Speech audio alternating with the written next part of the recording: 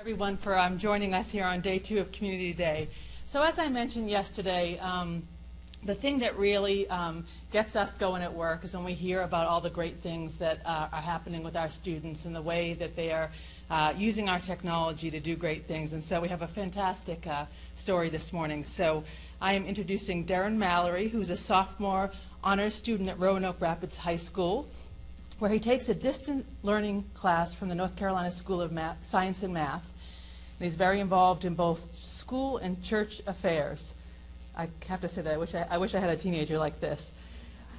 Although recently diagnosed with leukemia, Derrin remains an energetic 16-year-old who has maintained a 4.0 GPA and currently serves as sophomore class president, is a member of DECA, Health Occupation Students of America, and the junior varsity football team. Derrin's also a member of Twilight Missionary Baptist Church, where he serves as an usher. And it says here that in his spare time, he likes to go traveling and was recently in Korea for a 2-week trip to visit a cousin.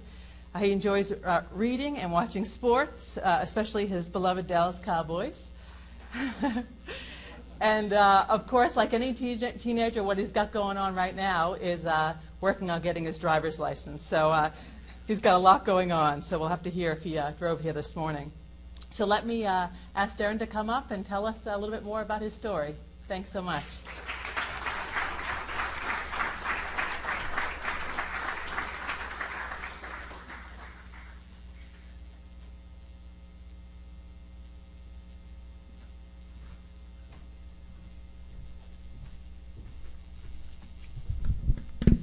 Thank you, Ms. Davis, for the introduction. And I must say, how about them Cowboys?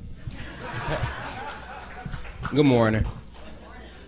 Last spring, when I signed up for a distance learning class to the North Carolina School of Science and Math, I was just an excited freshman simply looking forward to taking a cyber class on one of my favorite subjects, history. I was excited for several reasons. First, I genuinely love history, and this class would be my first exposure to African American history. Next, I never participated in an interactive video conferencing classroom before, so I was curious to see what it entailed.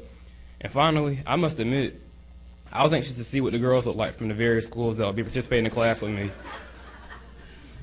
Honors African American Studies, taught by Dr. Jamie Lathan, has exceeded my expectations and turned out to be so much more than I could ever imagine. You see, on June 27, 2016, I was diagnosed with acute lymphoblastic leukemia. And while I'm currently undergoing chemotherapy, there are times I cannot attend school.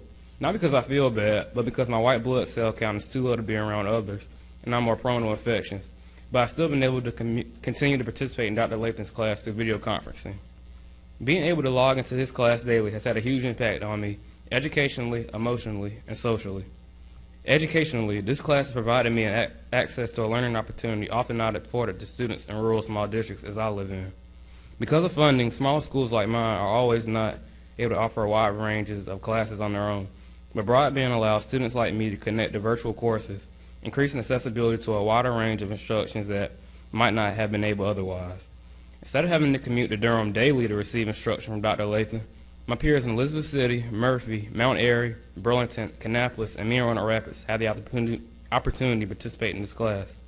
Through Broadband, I'm able to access information and communication infrastructures that many of my fellow urban and suburban peers take for granted as they interact with the wider world.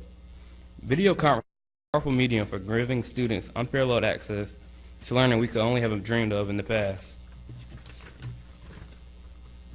As a result of this opportunity, I have learned so much in such a short amount of time. For instance, did you know that Mansa Musa was the emperor of the West African Mali Empire, who historians believe was the richest man in world history? Neither did I. Whether Dr. Lathan is sharing knowledge with us or encouraging us to explore and investigate on our own, this class has helped me think analytically like never before. In this class, I learned things like analyzing primary source documents, writing a proper persuasive essay, and using my very own creation for certain assignments. Dr. Lathan doesn't even use the term test. He calls them opportunities for students to demonstrate their understanding. If it were not for this class, I would have never been exposed to most of the information I need to help me succeed in my regular U.S. history class. I've developed thinking skills that will not only help me in this class, but will help me in life. I can truly say this is my favorite class of all time. Emotionally, this video conferencing class has been very therapeutic to me. During some of the most difficult days of my life, I found refuge, if only for 70 minutes, when locked into the class. I'm a student who genuinely loves school, and up until this year, I had never missed a day, ever. So you can imagine how difficult it's been for me to miss school this year. However, when I cannot attend classes on my high school campus, I'm still able to participate in video conferencing class. I feel a sense of normalcy in my life through this class because I have been able to continually participate without risking my health. Remember now, I said this would be my first cyber class, and I was a little nervous about the amount of personalized instruction I would receive. Dr. Lathan quickly eased my concerns on the first day of school when he promised to visit each school site represented in the course. He really brought learning to life by visiting each school represented in the class this semester. It was really exciting to meet him and have him teach from my school that day. Additionally, although he may not be with us physically each day, Dr. Lathan is constantly probing us and asking us questions to keep us involved while class is going on. Socially, although one of the youngest enrolled, most of my classmates are juniors and seniors. This class provided me with the chance to connect with others that I would not have met otherwise. While in the past, collaborative activities might be limited to one classroom or one school, video conferencing allows my peers and myself in multiple schools, a total of 7, across the state to work together on relevant issues. This has really given me fresh ideas from a class of peers who are miles away. I've interacted with new people from schools all across the state through this course. My classmates and I have class discussions, debates, and often collaborate on projects. I have really come out of my comfort zone through these interactions.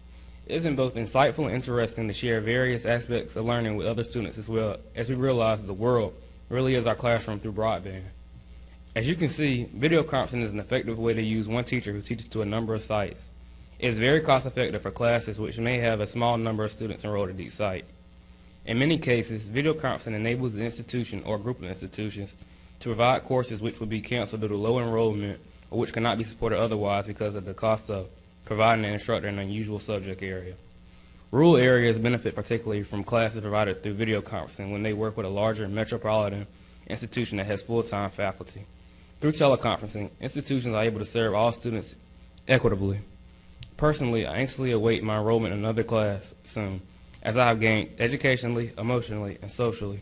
Thank you all so much for having me here.